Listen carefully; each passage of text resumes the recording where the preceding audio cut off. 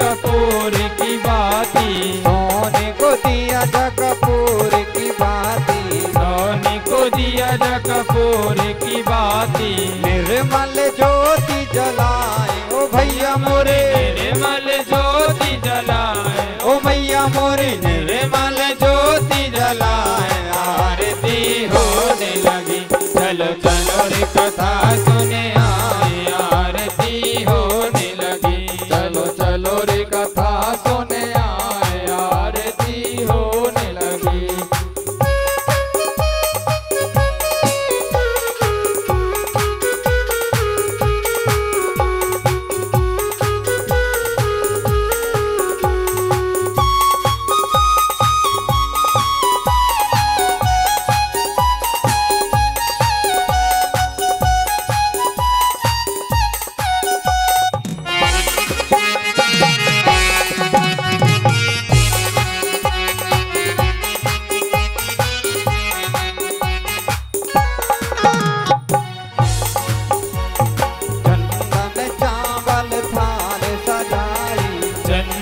चावल थाल सजाए, चंदन चावल थाल सजाए, चंदन चावल थाल सजाए। रुच रुच मेवा भोग लगाई, रुच रुच मेवा भोग लगाए, रुच रुच मेवा भोग लगाई, रुच रुच मेवा भोग लगाए। संत करे जयकार ओ भैया मोरे, संत करे जयकार ओ भैया, संत करे जयकार। आरती होने लगी, चलो चलो रे कथा सुने आए। आरती होने लगी, चलो चलो रे कथा सुने आए। आरती होने लगी, होने लगी हो प्यारी होने लगी, होने लगी रे प्यारे होने लगी, होने लगी हो प्यारी होने लगी। चलो चलो रे कथा सुने आए, आरती होने लगी, चलो चलो रे कथा सुने आए। आरती होने लगी, चलो चलो रे कथा सुने आए, आरती होने लगी। चलो चलो रे कथा सुने आए। आरती होने लगी। ओ कर्पूर घोरम करुणावतारम संसार सारम भजनहरम सदा विदन्तम हृदयारविन्दे भवं भवानी सहितं नमामि। अंतारे माला कुकालिकायै कपाले माला चंद्रशेखरायै दिगंबराय च दिगंबरायै नमः शिवाय च नमः शिवाय। त्वमेव माता च पिता त्वमेव, त्वमेव बन्धु च सखा त्वमेव, त्वमेव वेद्या द्रविणः त्वमेव, त्वमेव सर्वं मम देव देव। हरे राम हरे राम राम राम हरे हरे, हरे राम हरे कृष्ण हरे हरे, हरे राम हरे राम हरे हरे, हरे कृष्ण हरे कृष्ण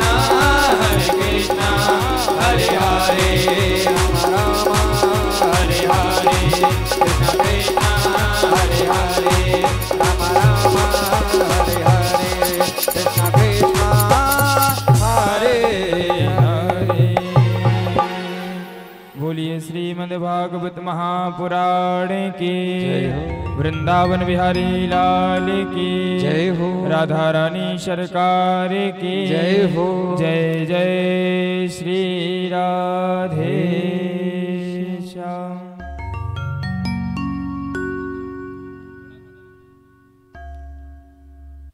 ओम स्वस्ति श्री गणेशाय नमः। ओम स्वस्ति श्री सद्गुरु चरण कमलेभ्यो नमः। ओम स्वस्ति श्री राधा कृष्ण चरण कमलेभ्यो नमः।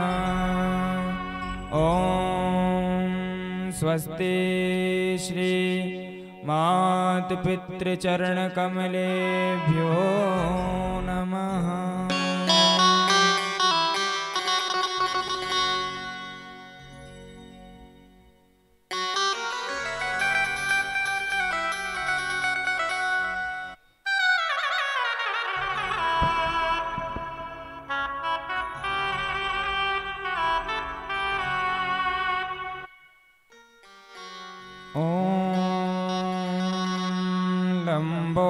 लम्बोदरं परमसुन्दरमेकदन्तं रक्ताम्बरं त्रिनयनं परमं पवित्रम्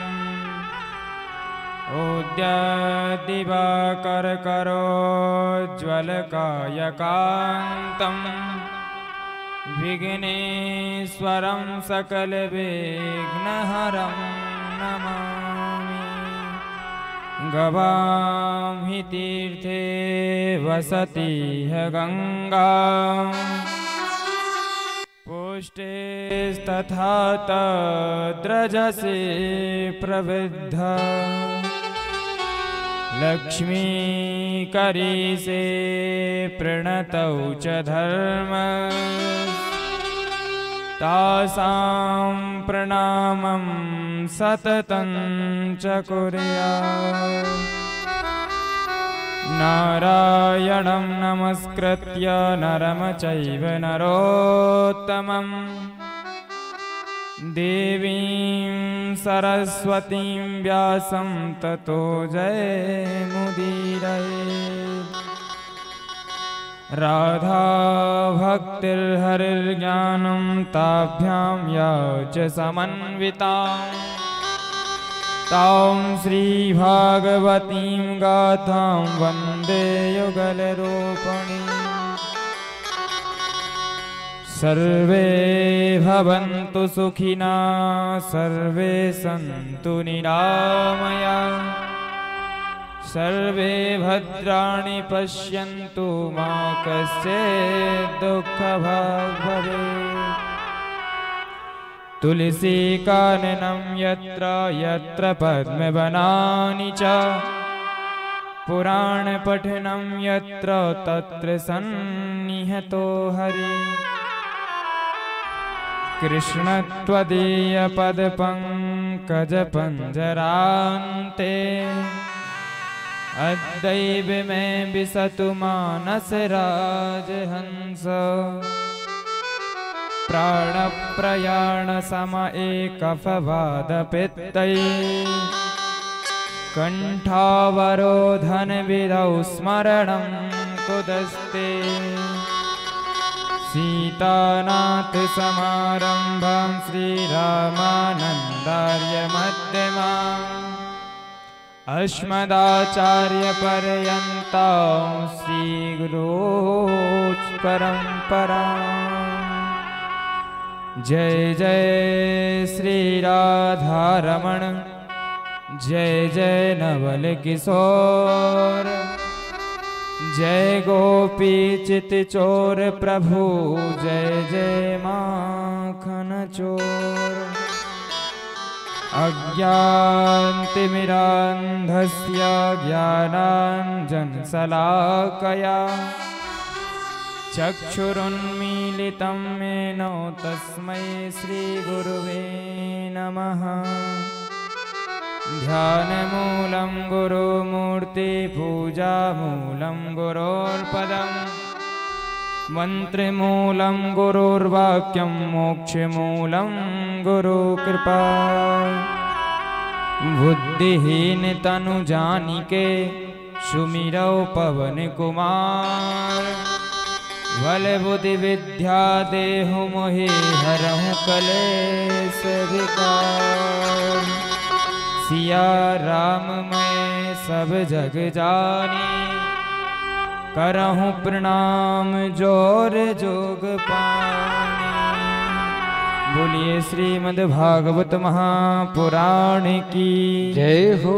वृंदावन बिहारी लाल की जय हो। राधा रमण लाल की जय हो। परंपरात्वर अखिलेश्वर करुणावृणालय भक्तवांछा कल्पतरु श्री बांके बिहारी लाल की प्रत्यक्ष वांगमयी प्रतिमूर्ति श्रीमद्भागवत महापुराण के चरणों में बारंबार प्रणाम।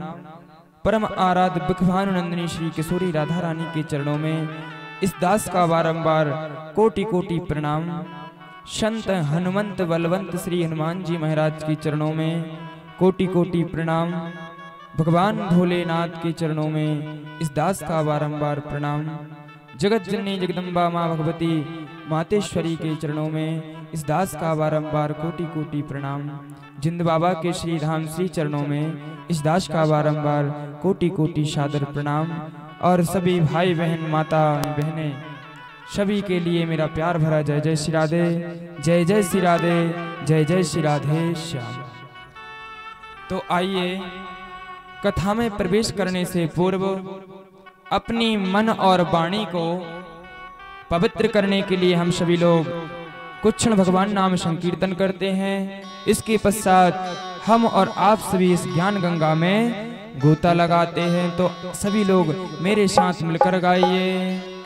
जय राधे राधे गोविंद गोविंद राधे, जय राधे राधे गोविंद गोविंद राधे, जय राधे राधे गोविंद गोविंद राधे, जय राधे राधे गोविंद गोविंद राधे, जय राधे राधे गोविंद गोविंद राधे, जय राधे राधे गोविंद गोविंद राधे।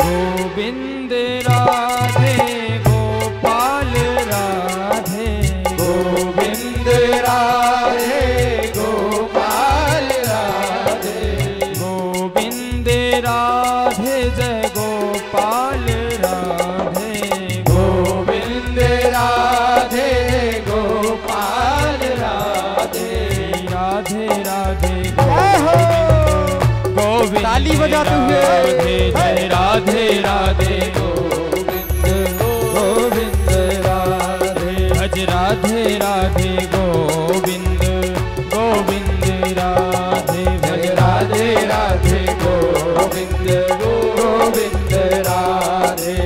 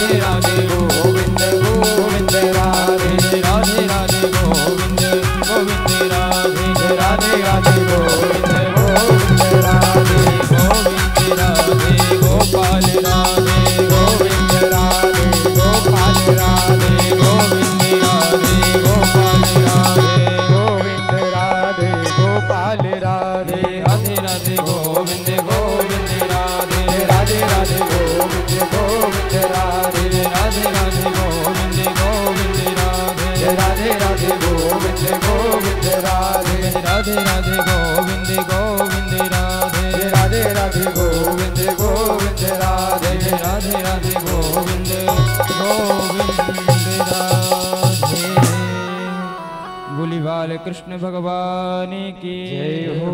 श्री वृंदावन बिहारी लाल की जय हो। राधा रानी सरकार की जय हो। हनुमान जी महाराज की जय हो। दुर्गा महारानी की जय हो। जिंद बाबा धाम के जय हो। सिद्धेश्वर धाम के जय हो। सद्गुरुदेव भगवान के जय हो। अपनी अपनी माता पिता की जय हो। जय जय श्री राधे जय जय श्री राधे जय जय श्री राधे श्याम।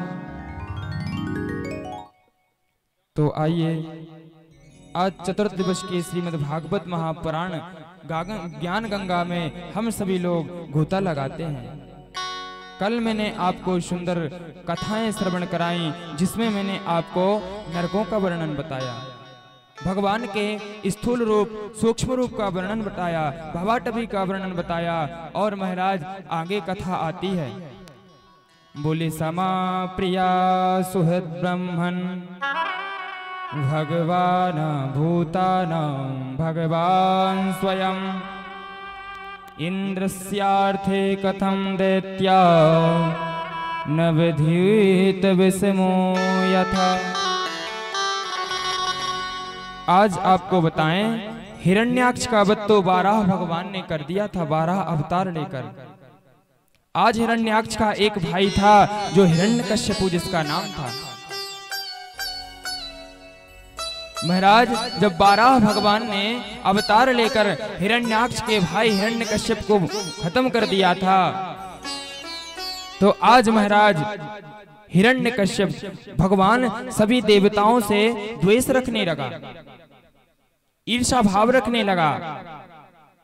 आज महाराज हिरण्यकश्यप जो है भगवान की ब्रह्मा की तपस्या करने के लिए गया। जब अनेक वर्षों तक तपस्या की, ब्रह्मा जी इसकी तपस्या से प्रसन्न हो गए। जब इसकी तपस्या से प्रसन्न हो गए महाराज, तो आज इसके सामने आ गए और क्या बोले? बोले उत्तिष्ठ उत्तिष्ठ भद्रन्ते तपा सिद्धोषिकास्यपा वरदो हमनुप्राप्तो मीप्सितो वरा। बोले प्रियतामीप्सितो वरा। उत्तिष्ठ उत्तिष्ठ भद्रन्ते तपः सिद्धोषिकास्यपा। हे भक्त बोले उठो, तुम्हारी भक्ति से मैं प्रसन्न हूं, मांगो। बोले क्या वरदान मांगना चाहते हो? आज हिरण्यकश्यप जो है ब्रह्मा जी से अनेक वरदान मांगने लगा। सर्वप्रथम तो इस हिरण्यकश्यप ने कहा, बोले ब्रह्मा जी मुझे वरदान दीजिए कि मेरी मृत्यु ना हो। आज ब्रह्मा जी हंसने लगे और हिरण्यकश्यप से कहा, हिरण्यकश्यप बोले मृत्यु तो मेरी भी होना है और तुम मांग रहे हो कि तुम्हारी मृत्यु ना हो। तब महाराज हिरण्यकश्यप ने आज अनेकों वरदान मांग लिए ब्रह्मा जी से। बोले सुनो ब्रह्मा जी, मुझे वरदान दो। कैसे? बोले ना मैं दिन में मरूं ना रात में, ना घर के अंदर मरूं ना घर के बाहर, ना पृथ्वी पर मरूं ना आकाश में, ना नर से मरूं ना नारी से, ना किसी शस्त्र से मरूं ना किसी अस्त्र से, ना किसी जीव से मरूं ना किसी जंतु से। सृष्टि में भगवान ने जो इतने संसार में व्यक्ति बनाए हैं, वे किसी व्यक्ति से ना मरूं। भगवान के द्वारा बनाई गई इस सृष्टि में मैं किसी चीज से ना मरूं महाराज। अनेक जब वरदान मांगे तो ब्रह्मा जी ने कहा तथास्तु। आज जैसे हिरण्यकश्यप को अनेकों वरदान मिले, यह तो अमृत समझ लेगा अपने को। इसने अपने आप को अमर समझ लिया। जब मैंने इतने वरदान मांग लिए तो बोले मेरी मृत्यु होना संभव नहीं है। अभिमान आ गया महाराज, अपने आप में अभिमान आ गया। और मैंने आपको बताया था कि जिसके अंतःकरण में अभिमान आ गया, अहंकार आ गया, तो भगवान उससे दूर हो जाते हैं। आज जब हिरण्यकश्यप को अभिमान आ गया तो इसने भगवान की पूजन बंद करा दी, मंदिर तुड़वाने लगा, संतों ब्राह्मणों गौ को सताने लगा, यज्ञ होते हैं तो उनको रोक देता है, विध्वंस कर देता है। आज सभी देवता इससे घबरा गए, डरने लगे हिरण्यकश्यप से कि क्या करें भगवान। सभी दौड़े दौड़े ब्रह्मा जी के पास गए, बोले ब्रह्मा जी रक्षा करो, रक्षा करो, हमारी इससे रक्षा करो।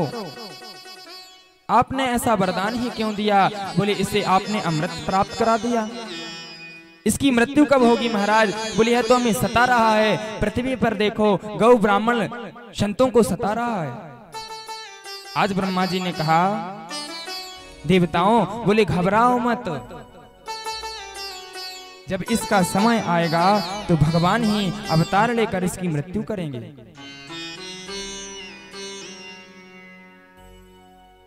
आज महाराज हिरण्यकश्यप जो था, इसके यहाँ 4 पुत्र थे। कौन कौन से? एक था अहलाद, अनुलाद, सनलाद और प्रहलाद। प्रहलाद जो थे ये भगवान के चरणों की हमेशा सेवा करते थे, इनका चिंतन करते थे महाराज, हमेशा भगवान का भजन करते रहते थे। इनका मन जो था, अंतःकरण जो था, भगवान के प्रति समर्पित था। आज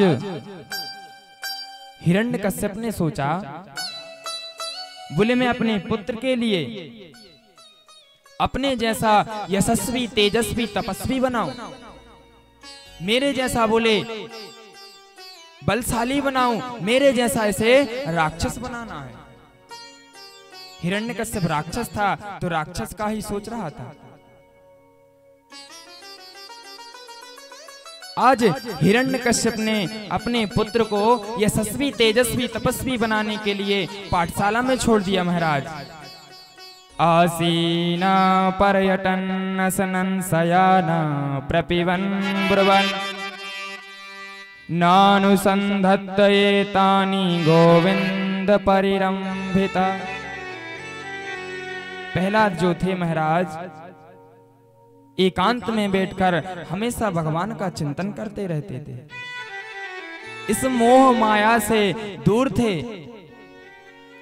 मोह माया प्रहलाद को जकड़ नहीं पाई, इस संसार की शक्तियों से असक्त थे महाराज प्रहलाद। आज हिरण्यकश्यप ने जो दैत्य हितकारिणी पाठशाला थी राक्षसों की, इस पाठशाला में हिरण्यकश्यप को पहुंचा दिया, भक्त प्रहलाद को पहुंचा दिया। इसके गुरु थे संडामर्क जी। संडामर्क जी से कहा, बोले जाओ इसे ले जाओ और इसे मेरे जैसा तपस्वी, यशस्वी, तेजस्वी बनाओ। आज पाठशाला के जो गुरुजी थे, आचार्य थे, प्रहलाद को अपनी पाठशाला में ले आए। पाठशाला में लाए महाराज, इनका विद्या अध्ययन प्रारंभ करा दिया। पाठ जो इनका था चालू हो गया। कुछ समय जब व्यतीत हुआ, आज हिरण्यकश्यप को अपने पुत्र की याद आई। मन में सोचा कि अपने पुत्र से मिलाऊं। आज हिरण्यकश्यप अपने पुत्र से मिलने के लिए पाठशाला पहुंच जाता है। जैसे ही पाठशाला पहुंचा, हिरण्यकश्यप ने अपने पुत्र को देखा और भक्त प्रहलाद ने अपने पिता को देखा तो दौड़े दौड़े आए और अपने पिता के गले लग गए।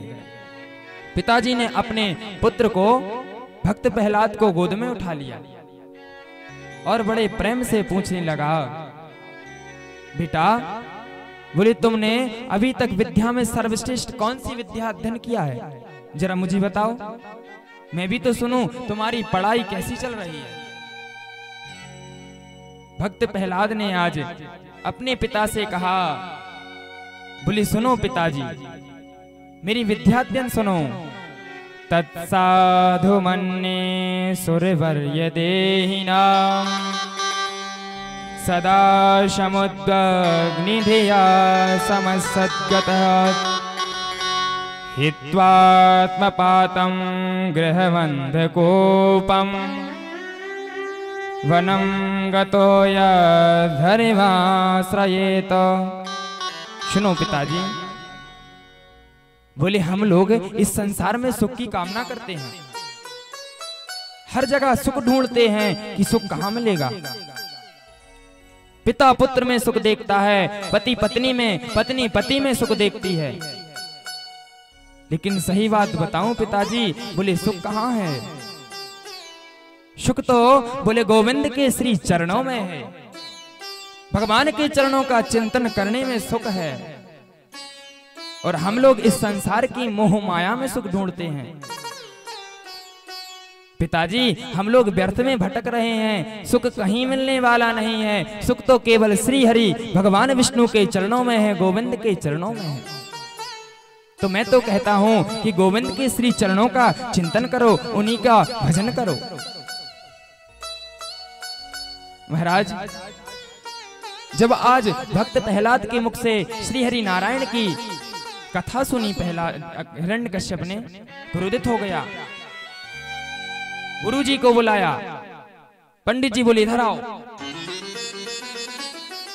आचार्य जी घबरा गए, ना जाने बोले इतने क्रोध में राजा मुझे क्यों बुला रहा है।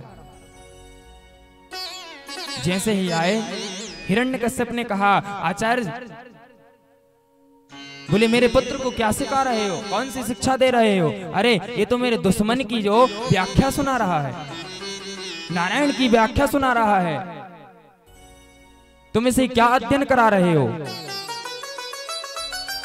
आज आचार्य जी डर गए। महाराज बोले जो आपका आदेश है वही इसे अध्ययन करा रहा हूं, ना जाने कहां से सीख आया। हमें बिल्कुल भी ज्ञात नहीं है कि यह जो विद्या आपको बताई है यह कहां से सीख कर आया है, किससे इसने अध्ययन किया है, हम बिल्कुल नहीं जानते। महाराज क्षमा करिए, लेकिन अब हो गया, अब नहीं होगा। महाराज आज हिरण्यकश्यप क्रोध में अपने घर चला जाता है और आचार्य जी से कहता है, लो बोले इसे अच्छी शिक्षा दो, मेरे जैसा बनाओ। तो आज महाराज भक्त प्रहलाद की विद्याध्ययन जो है पुनः प्रारंभ हो गया। फिर से 5-6 महीने अध्ययन किया, पाठशाला की छुट्टियां हो गईं। जब छुट्टियां हो गईं तो गुरुजी महाराज अपने शिष्य हिरण्यकश्यप के पुत्र प्रहलाद जी महाराज को अपने घर छोड़ने गए। हिरण्यकश्यप राजगद्दी पर बैठा हुआ था। जैसे ही अपने पुत्र को देखा, अपने पास बुला लिया। आज भक्त प्रहलाद दौड़े दौड़े गए और हिरण्यकश्यप की गोद में जाकर बैठ गए। जब गोद में जाकर बैठे तो वही सवाल आज फिर किया। बोले प्रहलाद अब बताओ, बोले क्या शिक्षा लेकर आए हो। बोले अच्छी शिक्षा बताना मुझे जो सर्वश्रेष्ठ हो। प्रहलाद ने गुरुजी की तरफ इशारा किया। गुरुजी बोले पिताजी बोल रहे हैं कि जो अच्छी शिक्षा हो, जो अच्छा विद्यान तुमने किया हो वही बताना। आज भक्त प्रहलाद कहने लगे, पापा सुनो पिताजी, बोले मैंने 9 विद्याओं का अध्ययन किया है। कौन कौन सी? बोले सुनिए, श्रवणम कीर्तनम विष्णुर्स्मरणम पादसेवनम अर्चनम वंदनम दास्यम सख्यमात्मनिवेदनम। सुनो पिताजी, बोले मैंने 9 चीजों का अध्ययन किया है, 9 विद्याएं सीखी है मैंने। हिरण्यकश्यप प्रसन्न हो गया, बोले 9 विद्याओं का अध्ययन किया है, कौन कौन सी? बोले जरा मुझे बताओ। भक्त प्रहलाद कहते हैं, बोले श्रवणम। पिताजी अगर हमें कुछ श्रवण करना है तो बोले श्री हरि भगवान का भजन श्रवण करिएगा, उनके नाम का कीर्तन श्रवण करिए। दूसरी कीर्तनम, जितना अत्यधिक हो सके श्री हरि नारायण का कीर्तन करिए। श्रवणम कीर्तनम विष्णुर स्मरणम पाद सेवनम, भगवान श्री हरि विष्णु का स्मरण करिएगा, उनके श्री चरणों का चिंतन करिएगा, पूजन करिएगा। और बोले अर्चनम वंदनम दास्यम सख्यमात्म निवेदनम, अर्चन करना है, वंदन करना है तो वह भी गोविंद का करिए। आज हिरण्यकश्यप जो है क्रोधित हो गया, गुरुजी से कहा, गुरुजी इधर आओ आचार्य जी। बोले अब की बार तो यह 9 विद्याएं सीख कर आ गया, कहां से सीखे महाराज? भक्त प्रहलाद ने कहा, पिताजी बोले पूरी बात तो सुनिए। अभी 9 विद्याएं पूरी नहीं हुई, नवदा भक्ति सुनाने लगे भक्त प्रहलाद। बोले प्रथम भगति संतन कर संगा, प्रथम भगति संतन कर संगा, प्रथम भगति संतन कर संगा, प्रथम भगति कर संगा, दूसरी रति मम कथा प्रसंगा, दूसरी रति मम कथा प्रसंगा। प्रथम भगति संतन कर संगा, बोले प्रथम भक्ति है भक्त संतों का संगन कीजिए, उनका सामीप्य कीजिए, संतों का संग लीजिए। फिर बोले प्रथम भगति संतन कर संगा, दूसरी रति मम कथा प्रसंगा, भगवान की कथाओं को श्रवण करो। और फिर बताया, बोले गुरुपद पंकज सेवा, तीसरी भगति अमान, चौथी भगति मम गुण गण, करहि कपटि तज ज्ञान। हे प्रभु, हे पिताजी, बोले गुरुपद पंकज सेवा, गुरु के चरणों की सेवा तीसरी भक्ति बताई, चौथी भगति मम गुण गण, करहि कपटि तज ज्ञान। हमारे अंतःकरण में जो मोह माया कपट भरा हुआ है ना, इसको भी छोड़ देना चाहिए। मंत्र जाप मम दृढ़ विश्वासा, मंत्र जाप मम दृढ़ विश्वासा, मंत्र जाप मम दृढ़ विश्वासा, मंत्र जाप मम दृढ़ विश्वासा, पंचम भजन सुवेद प्रकाशा, पंचम भजन सुवेद प्रकाशा। बोली मंत्र जाप मम दृढ़ विश्वासा। अगर आप भगवान के मंत्र का जाप करेंगे तो इतना विश्वास रखना, अपने इष्ट पर इतना विश्वास बना लेना कि आपको जीवन में कभी दुख नहीं आएगा। विश्वास मात्र बना लेना, क्योंकि जब जब आपको कष्ट होगा आप विश्वास रखना गोविंद आपकी सहायता करेंगे। महाराज भगवान आपको कभी मांगने की जरूरत नहीं पड़ेगी, बिन मांगे भगवान आपको जो चाहिए वो देंगे। और आगे बोले भक्त प्रहलाद, छठ दम शील बिरति बहु कर्मा, छठ दम शील बिरति बहु कर्मा, निरत निरंतर सजन धर्मा, निरत निरंतर सजन धर्मा, सातब मम मोहि माय जग देख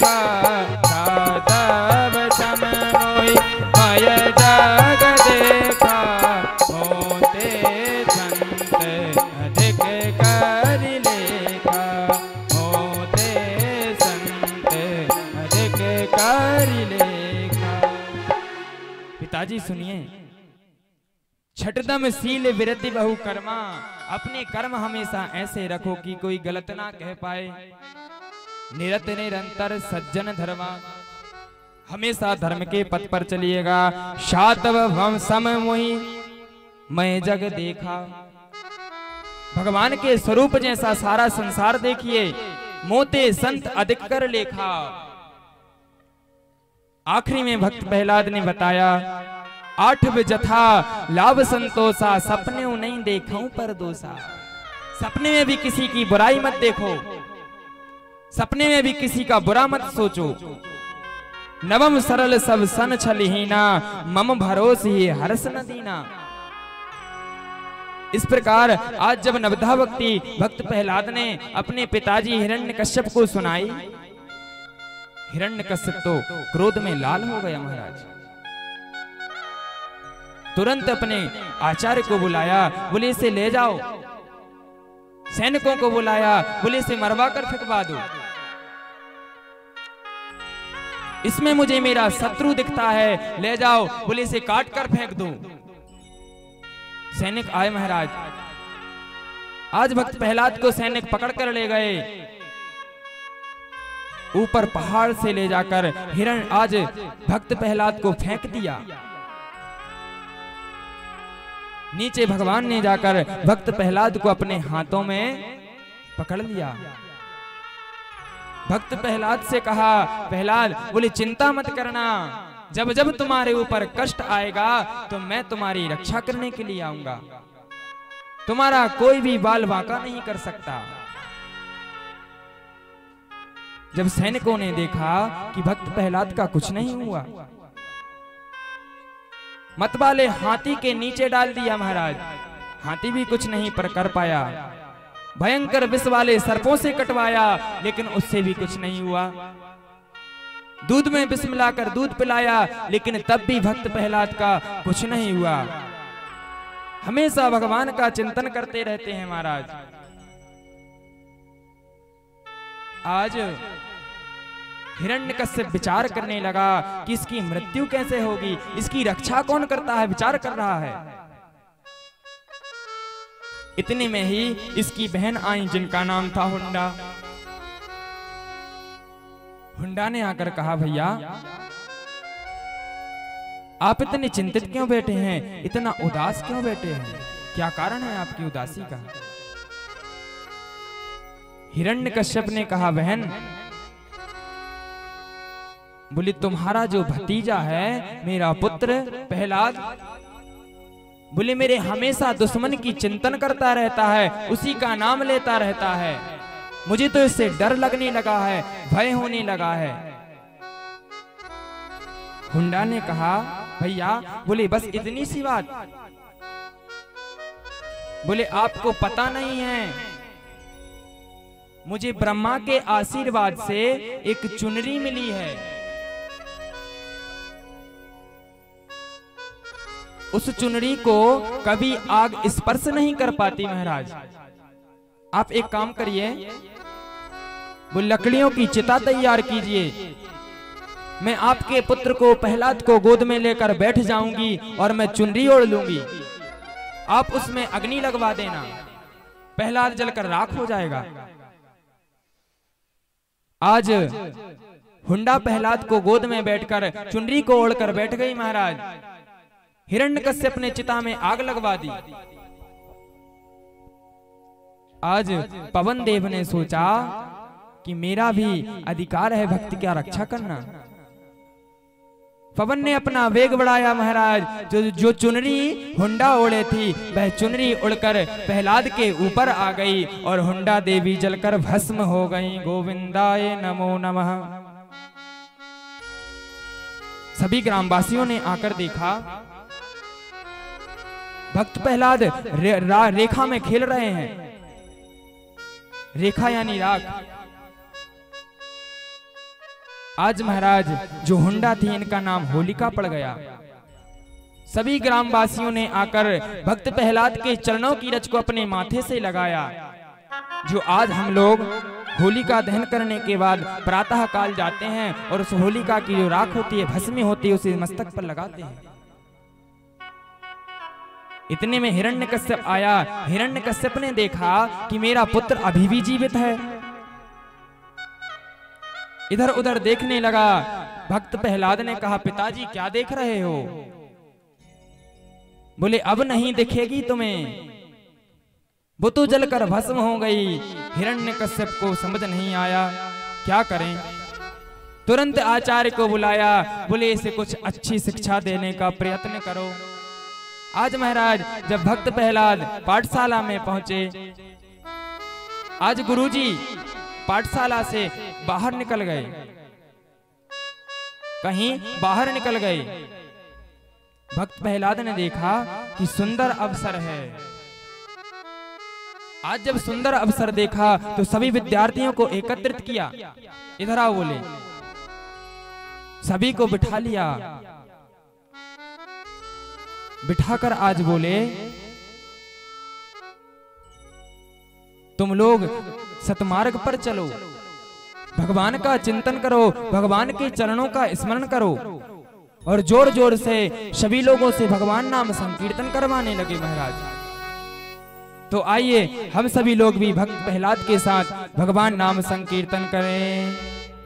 मैं तो जपूं सदा तेरा नाम, दयालु दया करो। मैं तो जपूं सदा तेरा नाम, दयालु दया करो। मैं तो भजूं सदा तेरा नाम, दयालु दया करो। मैं तो भजूं सदा तेरा नाम, दयालु दया करो।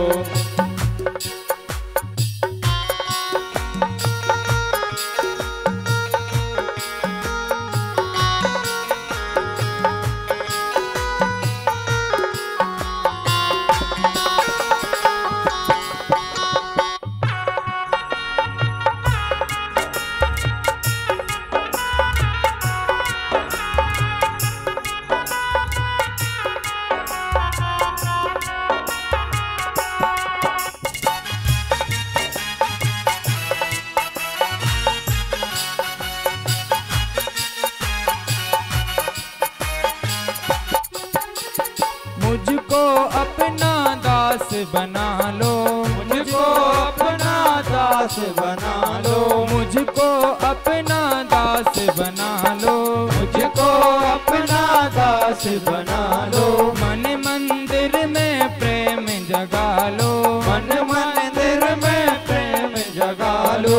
मन मंदिर में प्रेम जगा लो। मन मंदिर में प्रेम जगा लो। मैं तो रटूं सदा तेरा नाम, दयालु दया करो। मैं तो रटूं सदा तेरा नाम, दयालु दया करो। मैं तो भजूं सदा तेरा नाम, दयालु दया करो।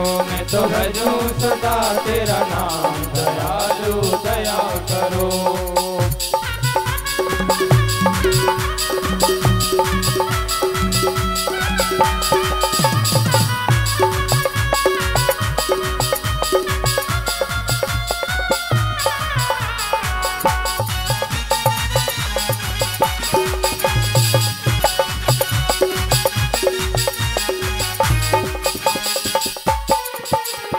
मुझको अपना रूप दिखा दो। मुझको अपना रूप दिखा दो। मुझको अपना रूप दिखा दो। मुझको अपना रूप दिखा दो। अपने चरण में जगह दिला दो। अपनी शरण में जगह दिला दो। अपने चरण में जगह दिला दो। अपनी शरण में जगह दिला दो। पहुँचा दो ब्रज धाम, दयालु दया करो। मुझे पहुँचा दो ब्रज धाम, दयालु दया करो। मैं तो जपूं सदा तेरा नाम, दयालु दया करो। मैं तो जपूं सदा तेरा नाम, दयालु दया करो। जय हो।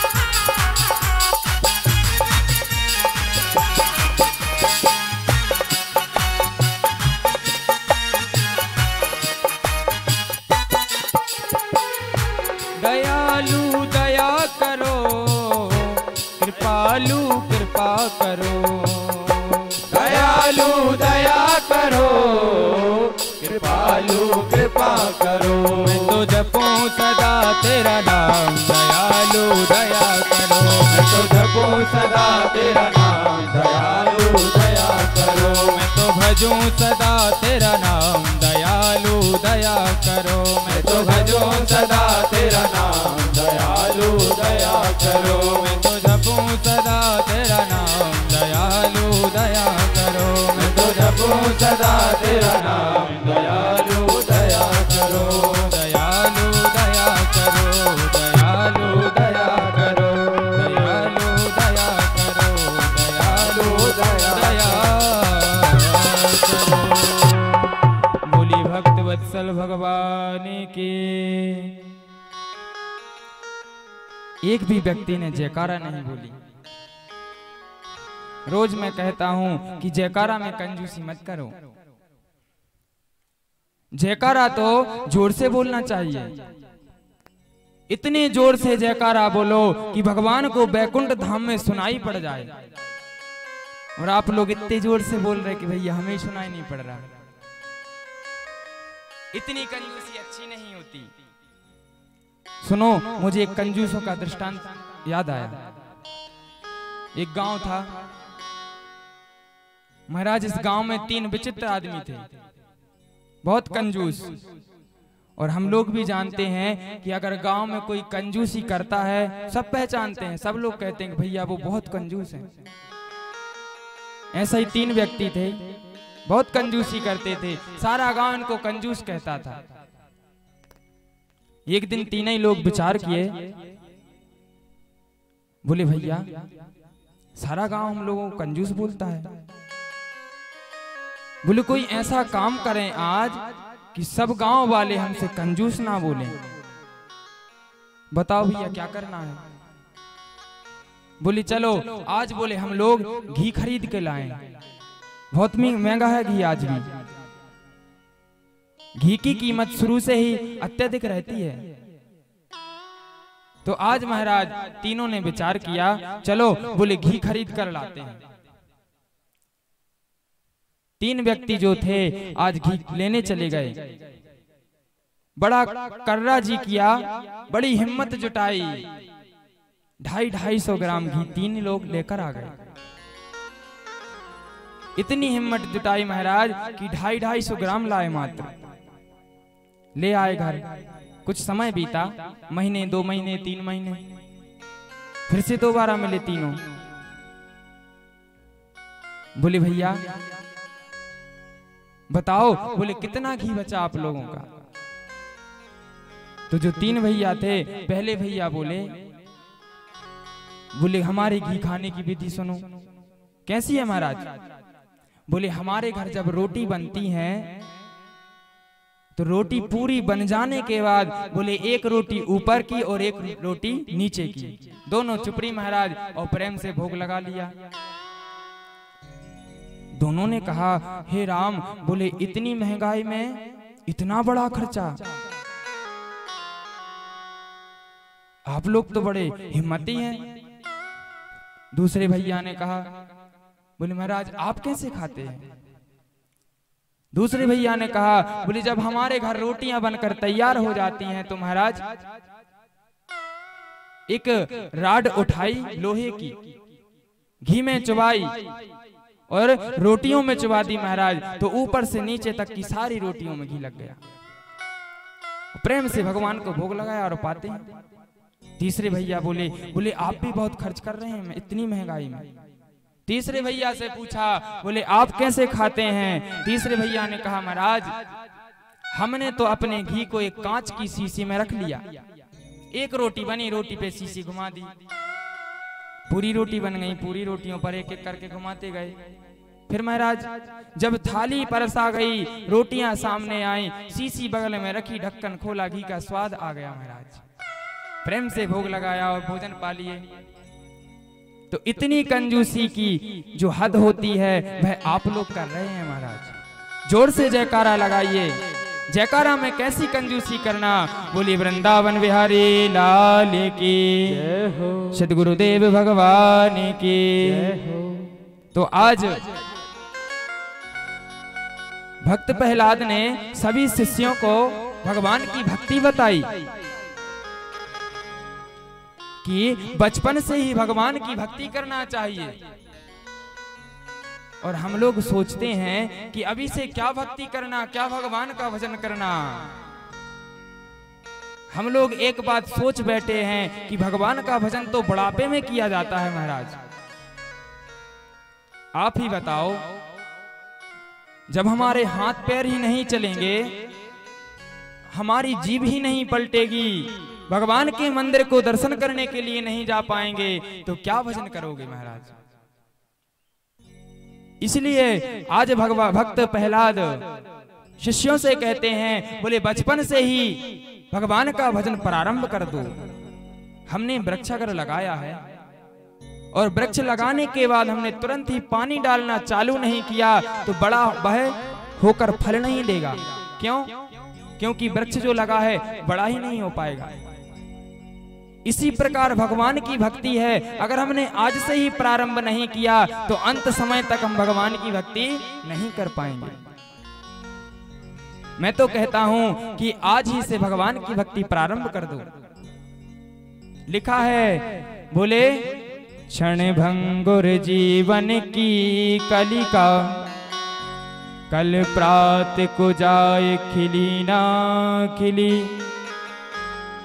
मलयाचल की सुचि शीतल मंद, सुगंध समीर चली ना चली। कलिकाल कुठार लिए फिरता, तन नम्र सी चोट झिली ना झिली। भजले हरि नाम अरि रसना, फिर अंत समय पहली ना हिली। मैं तो कहता हूं कि गोविंद का जो नाम है आज ही से स्मरण करने लगो, अंत समय के लिए मत बैठो। लिखा है, बोले नाक से बहेगा नाला, आंख में तनेगा जाला, लाठी से पड़ेगा पाला जरा जिंदगानी में। खड़े खड़े वस्त्रों में करोगे मल मूत्र त्याग, पड़े पड़े थूकते रहोगे पीक दानी में। शक्ति ना रहेगी तब भक्ति क्या करोगे तब, राम नाम बोलते तुम्हारी बंद वाणी में। अरे महाराज, जब हमारे हाथ पैर ही नहीं चलेंगे, नेत्रों से ही नहीं देखेगा, कानों से श्रवण नहीं देगा, तब भक्ति करोगे। अरे जब तक नेत्रों से दिख रहा है तभी देख लो ना भगवान की छवि को, आज ही से बिठा लो ना अंतःकरण में। अंत समय के लिए क्या बैठना। आज सुंदर उपदेश दिया भक्त प्रहलाद ने सभी शिष्यों को। यहां से गुरुजी आ गए। गुरुजी ने जब शत्रु का नाम सुना, नारायण का नाम सुना, तो भक्त प्रहलाद को पकड़ा और अपने पिता हिरण्यकश्यप के पास ले गए। हिरण्यकश्यप ने अपने पुत्र को देखा तो आचार्य जी से कहा, बोले क्या बात है। आचार्य जी ने कहा, हिरण्यकश्यप जी, बोले आपका पुत्र सारे शिष्यों के लिए बिगाड़ देगा। आज हिरण्यकश्यप ने कहा, प्रहलाद, बोले ये बता, बार बार तेरी रक्षा कौन करता है, बार बार तुझे बचाता कौन है। भक्त प्रहलाद ने कहा, पिताजी, बोले आज ही समझ जाइए, अब तक समझ जाओ। बोले मेरी रक्षा गोविंद करता है जो कण कण में क्षण क्षण में व्याप्त है। हिरण्यकश्यप ने कहा, सुन प्रहलाद, क्या तेरा हरि, क्या तेरा भगवान इस स्तंभ में भी है। भक्त प्रहलाद ने कहा, हाँ पिताश्री, बोले भगवान इस स्तंभ में भी है, आपको नहीं दिखेगा क्योंकि आपके नेत्रों में अहंकार है, अभिमान है। मेरी नजर से अगर देखोगे तो गोविंद दिखेगा। आज हिरण्यकश्यप ने गदा उठाई और महाराज उस स्तंभ में प्रहार कर दिया। जैसे ही उस स्तंभ में प्रहार किया, चीखते हुए दहाड़ते हुए नरसिंह भगवान प्रकट हो जाते हैं। बोली नरसिंह भगवान की जय। भक्त प्रहलाद से आज हिरण्यकश्यप ने कहा, बोले सूर्य अनेक फिरे कड़ मांगत, पे पद सूर सुस्वाद कहा, पुनि ताल मजीरा बजाती फिरे मीरा, मतवाली सी चाह कहा। नरसिंह बसे प्रति खंबन में, पर काढ़ने को प्रहलाद कहा। हे प्रभु, हे पिताजी, भगवान तो प्रत्येक खंभे में है लेकिन निकालने वाला नहीं है। आज नरसिंह भगवान जैसे ही आए, हिरण्यकश्यप को पकड़ लिया महाराज। हिरण्यकश्यप को पकड़कर अपनी गोद में बिठा लिया, अपने नाखूनों को बढ़ाया और हिरण्यकश्यप का सीना चीरने लगे। नरसिंह भगवान ने हिरण्यकश्यप से कहा, बोले सुनो हिरण्यकश्यप, तुमने जो वरदान मांगे थे कि ना दिन में मरूं ना रात में, तो देखो ना दिन है ना रात है, सायंकाल है। बोले तुमने मांगा था कि ना घर के अंदर मरूं ना बाहर मरूं, तो बोले यह धैर्य पर बैठा हूं। तुमने कहा था ना आकाश में मरूं ना पृथ्वी पर मरूं, तो देखो तुम मेरी जंघाओं पर बैठे हो। तुमने कहा था कि भगवान के बनाए हुए 12 महीनों में मेरी मृत्यु ना हो, तो देखो मैंने अधिक मास बना दिया। जो अधिक मास है नरसिंह भगवान ने इसका प्रागट किया है। इस प्रकार सारे वचनों को गिनाया महाराज, और हिरण्यकश्यप का सीना चीर दिया और इसकी आतड़ियों को निकालकर अपने गले में धारण कर लिया। भगवान क्रोध में लाल हो रहे हैं। कोई भी देवता इनको क्रोध को शांत करने की क्षमता नहीं रखता। भक्त प्रहलाद की ओर इशारा किया देवताओं ने, बोले जाओ जाकर प्रभु का क्रोध शांत करो। जब भक्त प्रहलाद आए और आज आकर नरसिंह भगवान का क्रोध शांत किया महाराज। इसके बाद भक्त प्रहलाद ने राजपाट संभाला और राजपाट संभालकर अपने प्रजा को शिक्षा देने लगे। सर्वप्रथम आज भक्त प्रहलाद ने प्रथम भक्ति बताई। बोले प्रथम भक्ति सुनिए, क्या है जो मैं आपको एक दिन और बता चुका महाराज। कौन सी है? बोले अभिवादनशीलस्य नित्यं विद्योपसेविना चत्वारि तस्य वर्धन्ते आयुर्विद्या यशो बलम्। चत्वारि तस्य वर्धन्ते आयुर्विद्या यशो बलम्। प्रथम भक्ति बताई महाराज। बोले हमें बलों को प्रणाम करना चाहिए। प्रणाम करने से बोले 4 चीजों की वृद्धि होती है। आयुर्विद्या यशो बलम। आयु, यश और विद्या और बल बढ़ता है। दूसरी भक्ति बताई महाराज। दूसरी भक्ति कौन सी है? बोले भगवान का भजन करना, भगवान की स्तुति करना। सभी लोगों ने कहा, बोले महाराज हमें श्लोक नहीं आते, भगवान की स्तुति करना नहीं आता। तो प्रहलाद ने कहा, बोले जरूरी नहीं है कि भगवान की स्तुति श्लोकों से ही की जाए। अगर आपका सच्चा मन है तो बोले भाव से स्तुति कर कर देखो, कभी भगवान से स्वीकार कर लेते हैं भगवान। सच्चे मन से आप स्तुति कर कर तो देखो। तीसरा कर्म बताया। बोले तीसरी भक्ति है, हम जो भी कर्म करते हैं, जो भी कार्य करते हैं, उसको हमेशा भगवान को समर्पण करते जाओ।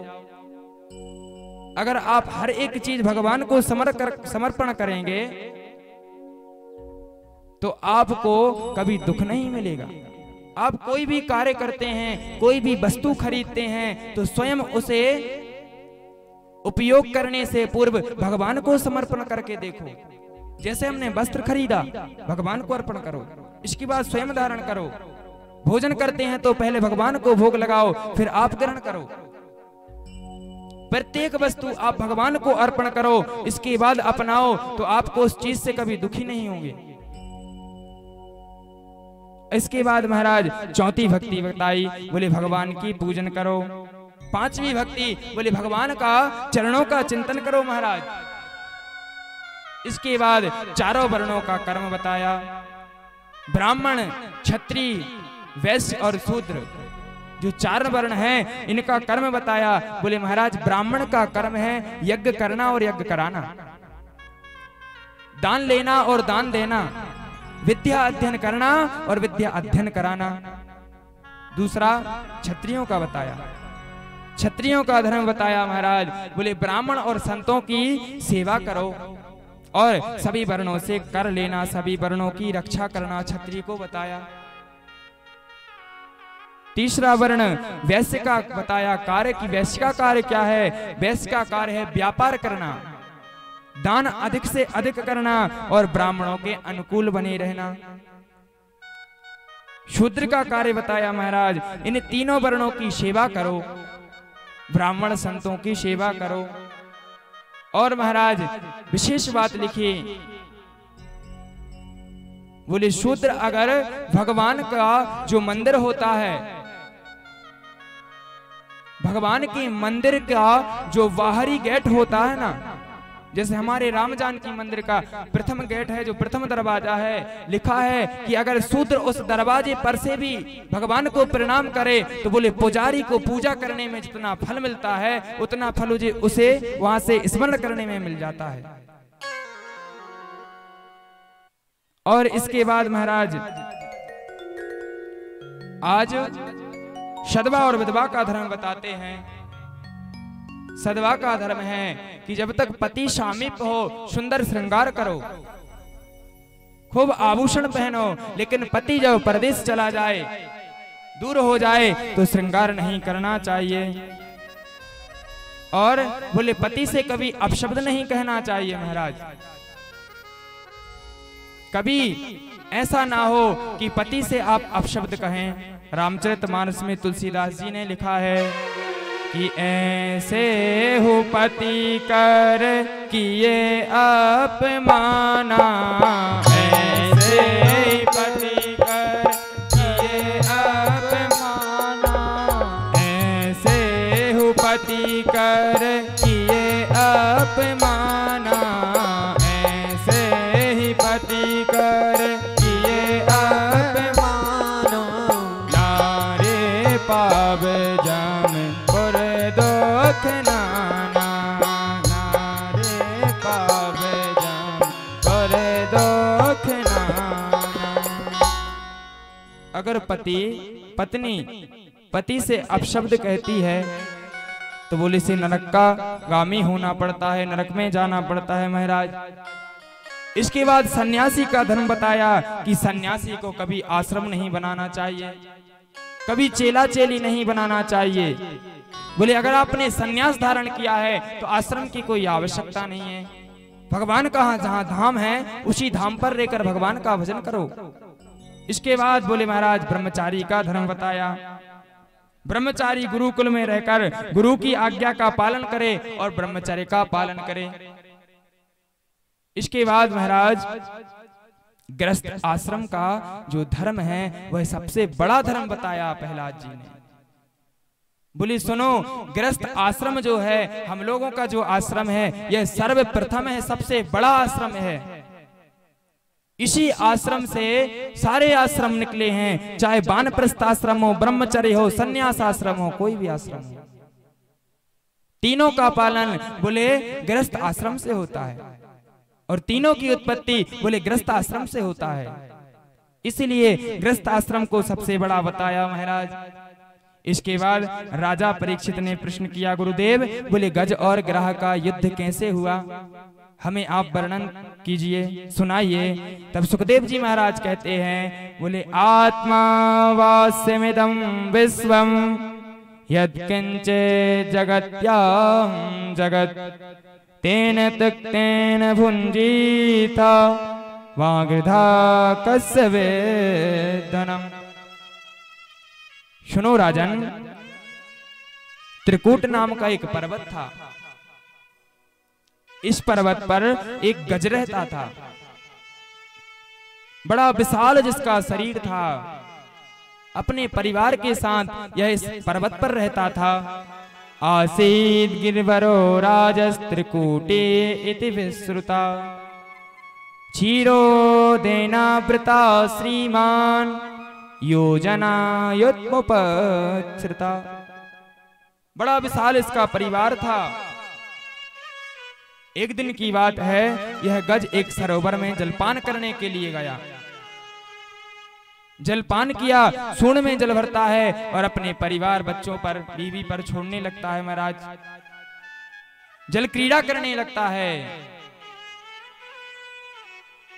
इस सरोवर में एक ग्राह रहता था, मगर उस ग्राह ने जब इस गज को क्रीड़ा करते हुए देखा, तुरंत दौड़कर आई और गज का एक पैर पकड़ लिया। एक पैर को गज ने अपने मुख में खींच लिया। आज जो गज था, पूरी ताकत लगा दी इसने जल से बाहर निकलने की, लेकिन निकल नहीं पा रहा है। परिवार को बुलाता है, इसकी पत्नी बच्चे आए, सूंड से सूंड मिलाकर कोशिश करते हैं कि इसे सरोवर से बाहर निकाला जाए, लेकिन सभी लोग असफल हो जाते हैं, नहीं निकाल पाए। कई वर्ष बीत गए महाराज, गज ग्राह से अपना पैर नहीं छुड़ा पा रहा है।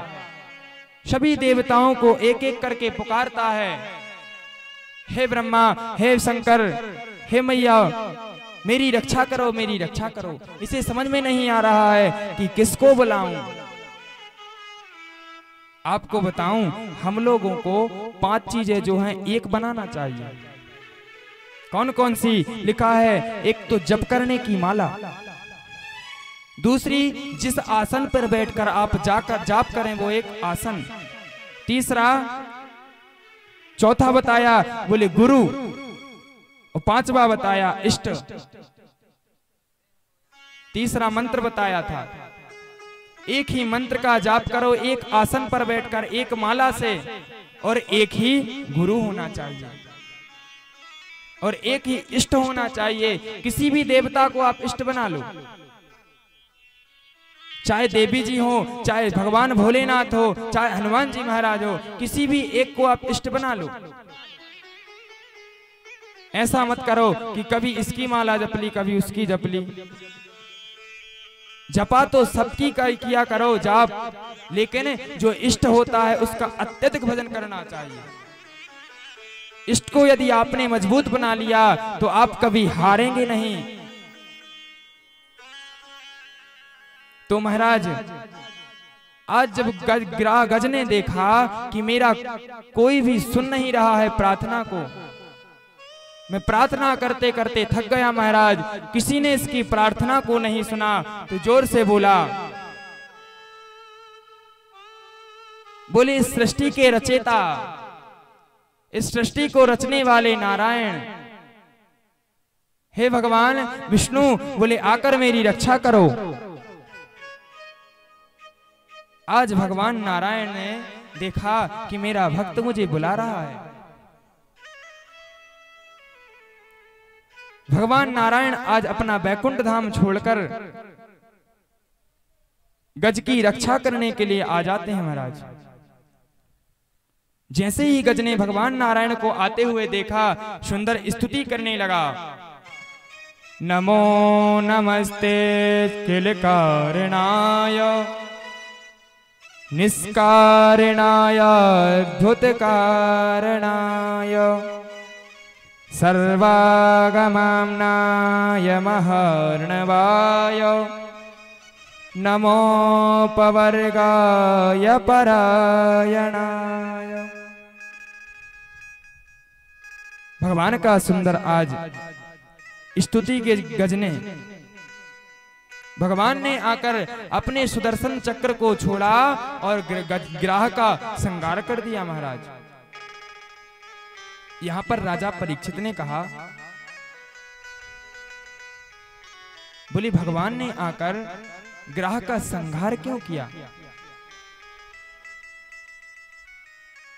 आज सुखदेव जी महाराज कहने लगे कि सुनो,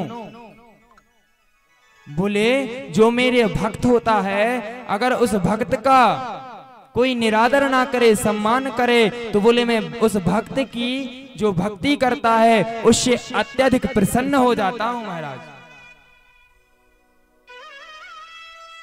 इसीलिए आज जो ग्राह था कई वर्षों से गज का चरणोदक पान कर रहा था, इसलिए आज भगवान ने आकर उस ग्राह का उद्धार कर दिया। तो आज हम सभी लोगों के बीच हमारे पूज्य पिताश्री का पादार्पण हुआ है। बहुत सुंदर सौभाग्य है हमारा जो हम सब के बीच आज पूज्य पिताश्री का पादार्पण हुआ है। आप सब तो जैसे जानते हैं कि मैं इस व्यास मंच पर अगर बैठा हूं तो मेरे पूज्य पिताश्री के आशीर्वाद से, इन्हीं के कर्मों के द्वारा मैं इस व्यास मंच पर बैठने का अधिकारी हुआ। इनका हाथ हमेशा मेरे सिर पर रहा महाराज। हम लोगों को आज तक कभी ज्ञात नहीं हो पाया कि हमारे पिताजी नहीं हैं। इस सृष्टि में हम सब देख रहे हैं कि भाई भाई के प्रति कितना एक दूसरे के प्रति ईर्ष्या भाव रखते हैं, एक दूसरे के प्रति एक दूसरे की संपत्ति हड़पने के लिए मृत्यु तक कर देते हैं। रोज हम लोग न्यूज़पेपर में न्यूज पढ़ते हैं, पुत्र पिता की संपत्ति पाने के लिए पिता की मृत्यु करता है, भाई भाई की संपत्ति हड़पने के लिए भाई को मार देता है। तो आज मेरा सुंदर सौभाग्य है जो मुझे पूज्य पिताश्री का आशीर्वाद बचपन से ही मिला है। बचपन से ही मैं इनके यहाँ रहा और इन्होंने हमारी जरूरतों को पूरा किया, वृंदावन किया। मुझे शुरू से ही जोर डाला विद्याध्ययन करने का। यद्यपि इनका इस हाथ जो है हमारे सिर पर नहीं होता तो क्या पता हम भी कुमार पकड़ लेते। इनका आशीर्वाद रहा कि हम सतमार्ग पर चलते रहे और सतमार्ग पर चलते चलते आज इस व्यास मंच पर बैठने के अधिकारी बने। इन्हीं का आशीर्वाद रहा और आज भी इनका आशीष हमारे ऊपर अत्यधिक है। तो मैं रोज आपसे कहता हूं और मैं तो अपनी कथा में नियम बनाए हूं महाराज, रोज मुझे माता पिता के प्रति बोलना है। अगर माँ बाप ने हमें जन्म दिया है, इस सृष्टि में लाए हैं, तो माँ बाप का जो कर्ज है हम कभी जीवन पर्यंत नहीं चुका सकते। आज का नियम बन गया महाराज। मैंने एक दिन और बताया था कि जैसे ही पुत्र का विवाह होता है कुछ समय बीतता है, अत्यधिक समय भी नहीं हो पाता, कुछ ही समय बीतता है और पुत्र अपनी पत्नी के साथ माता पिता को छोड़कर अलग रहने लगता है। आप एक बात बताइए, क्या माँ बाप ने हमें जन्म दिया इसीलिए? जब माँ बाप को हमारी आवश्यकता होती है तो हम उनको छोड़कर दूर रहने लगते हैं। धिक्कार है ऐसे पुत्र पर। मैं तो कहता हूं हमारा सौभाग्य मानिए कि माँ बाप हम लोगों के जीवन में है। इसलिए भगवान भी कहते हैं कि सृष्टि का कोई देवी देवता है तो वह माता पिता है। मैं कहता हूं कि सृष्टि में कभी भगवान के दर्शन को मत जाना, कभी तीर्थ करने नहीं जाना, कभी भगवान के नाम की माला मत फेरना, लेकिन माता पिता की सेवा बस करते रहना। अगर आपने माता पिता की सेवा कर ली महाराज तो वही फल मिलेगा जो भगवान का नाम जपने से मिलता है, भगवान का दर्शन करने से मिलता है। इसीलिए मैं बार बार कहता हूं कि माँ बाप की अत्यधिक सेवा करो। 9 महीने जिस माँ ने हमें कोख में रखा, 4 बेटा पैदा करती है माँ, और उन 4 बेटों से एक माँ बाप नहीं पाले जाते महाराज। बड़ी दुर्दशा हो रही है माँ बाप की इस संसार में। धिक्कार है ऐसे पुत्रों को।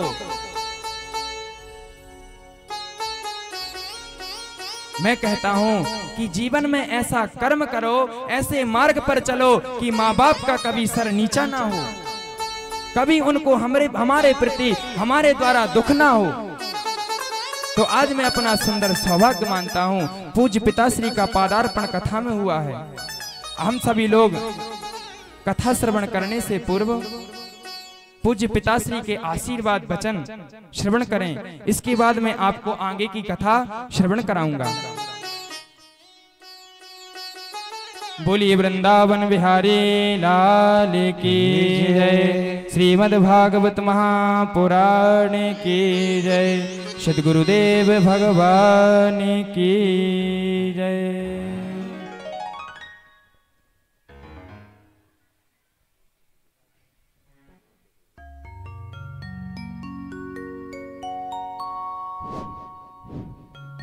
बोलो वृंदावन बिहारी लाल की जय, गणाध्यक्ष भगवान की जय, काशी विश्वनाथ की जय हो, जिंद भगवान की जय हो, श्री व्यास नारायण भगवान की जय हो, भागवत महापुराण की जय हो।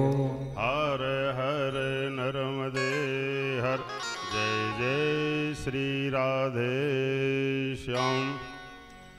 गजाननं भूतगणाधिसेवितं कपेतजम्बूफलचारुभक्षणम् उमासुतं शोकविनाशकारिकं नमामि विघ्नेश्वरपादपङ्कजम्।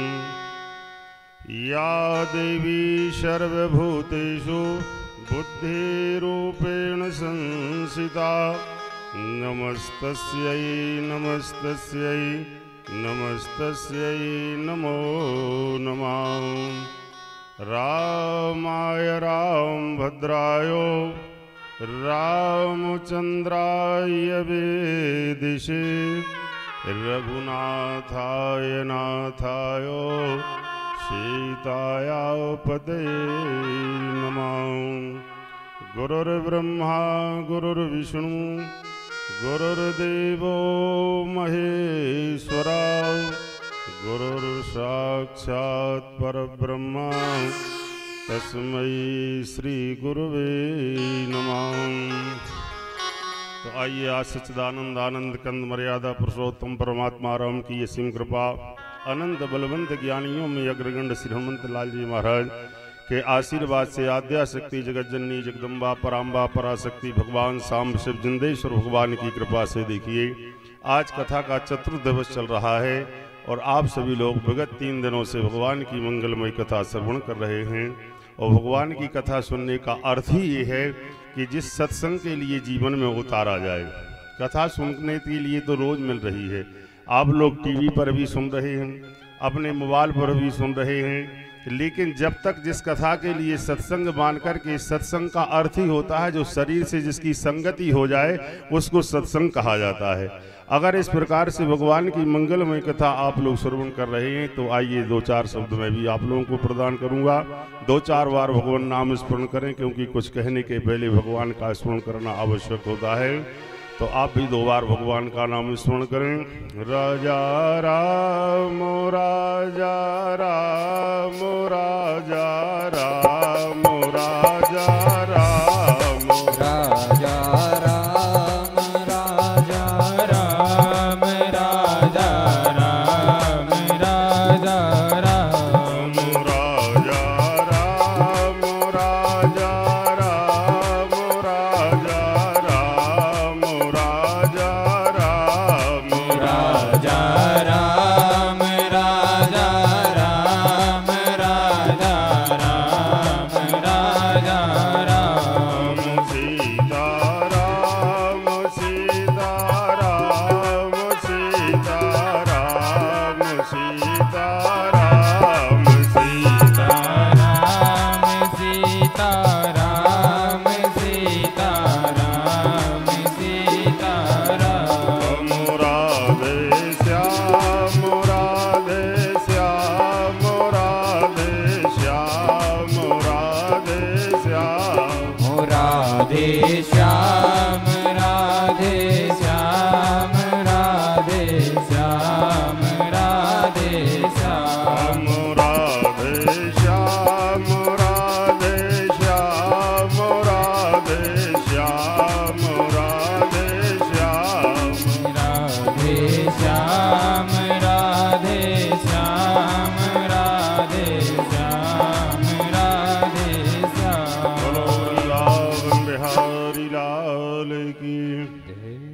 आइए आज भगवान की कथा श्रवण करने का अवसर आज हमारे सभी देवी देवताओं की कृपा से हमको प्राप्त हुआ। और गीता में भी लिखा है कि अनेक जन्म संसिद्धिम, जब तक हमारे अनेक जन्म के पुण्यों का फल उदय नहीं होता है, याद करना ना तो भागवत आप करा पाएंगे और ना भागवत आप श्रवण कर पाएंगे।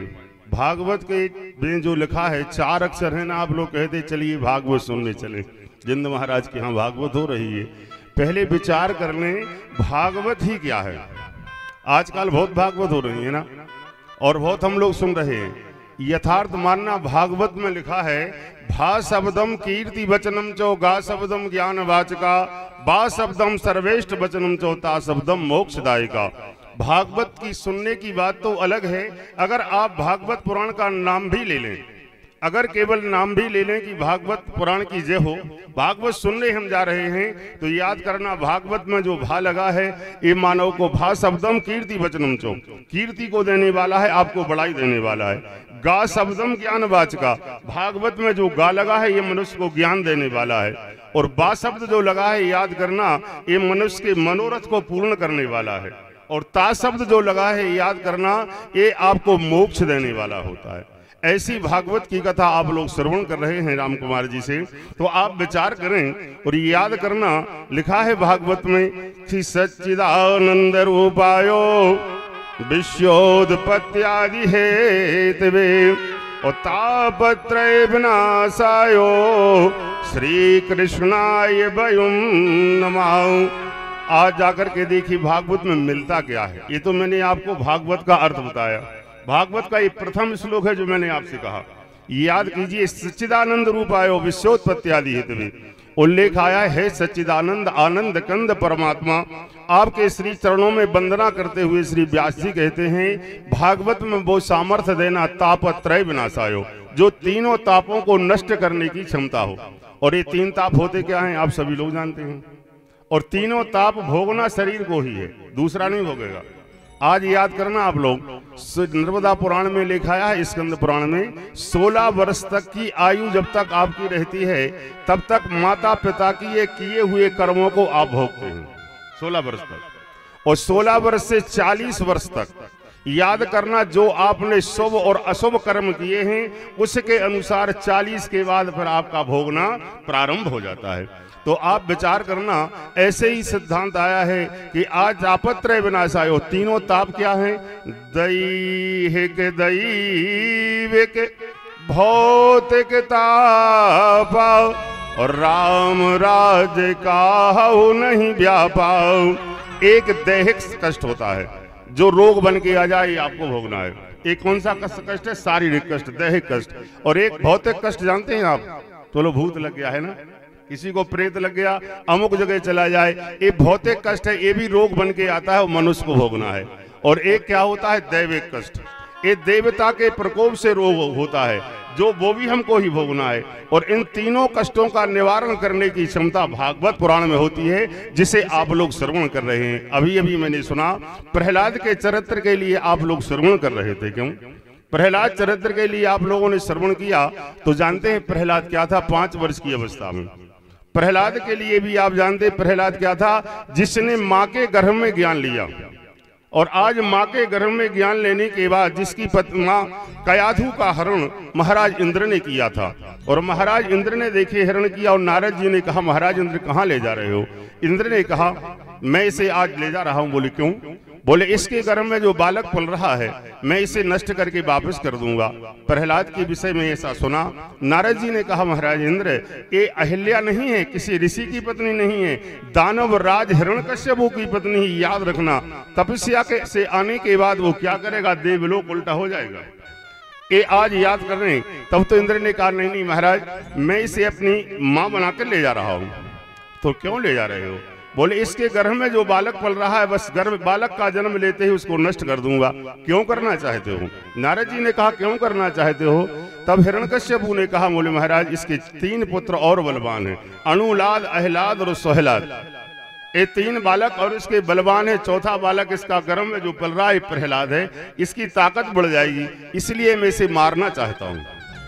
ताकि इसकी ताकत कम हो जाए। लेकिन याद रखना, आज जाकर के जिसकी रक्षा करने के लिए आज स्वयं सच्चिदानंद आनंद कंद परमात्मा हैं। आज आइए, कथा तो आप लोगों ने प्रहलाद की सुन ही ली है, लेकिन जिस समय प्रहलाद के लिए आज माता कयाधु को प्रथम आदेश हुआ, जाकर हिरण्यकश्यप हुआ, जाओ उसके लिए विष पिलाओ।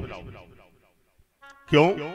जिसने 8 प्रकार की भक्ति को पढ़ लिया है, जिसने आध्यात्म ज्ञान को पढ़ लिया है, जिसने भगवान के चरणों का अनुराग जीत लिया है, आज आप विचार कीजिए उसको मारने के लिए विष भेजा जा रहा है। आइए, एक सती साध्वी नारी क्या करेगी? एक सती साध्वी नारी के हृदय में माँ की ममता और पति की आज्ञा, बताइए एक विषम परिस्थिति में क्या करेंगे आप?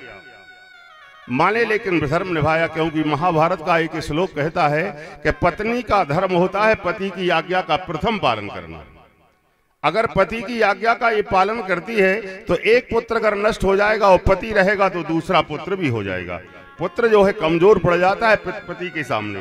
देखिए महाभारत में कथा आती है, अवसुतम पतंतम प्रसवीक्ष पावके नवोधियामास पतिम पतिव्रता ओ पतिव्रता साप भयन पीड़ितो होतम हुतासनश्चंदन पंकुशीतला।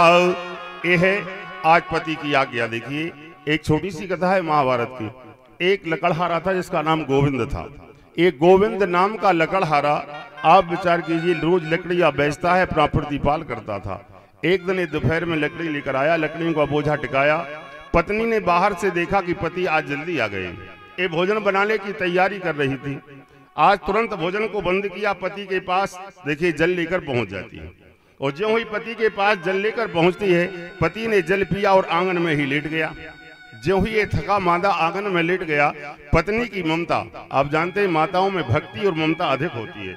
अपने पति को नीचे लेटा देखा, सिर गोद में रखा, हाथ फेरने लगी। पति की निद्रा लग जाती है।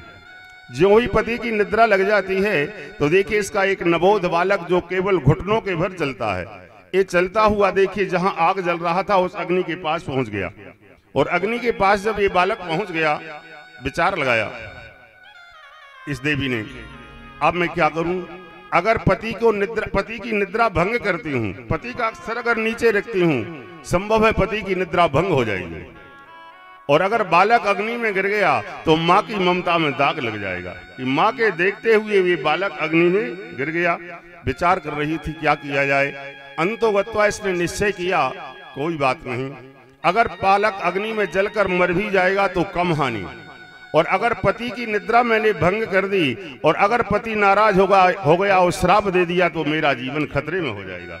ऐसा विचार कर परमात्मा का स्मरण कर हाथ जोड़ लेती है और संयोग बना कि ये बालक अग्नि में गिर गया। देखिए बालक जब अग्नि में गिर गया, क्या हुआ? जलना था बालक को जलना था। ये है मानव के यम नियम संयम सतीत्व की बात, मानव के धर्म की बात। देखिए अग्नि देवता ने विचार लगाया, सुतम पतंतम प्रसवीक्ष पावके नवोधियामास पतिम पतिव्रता।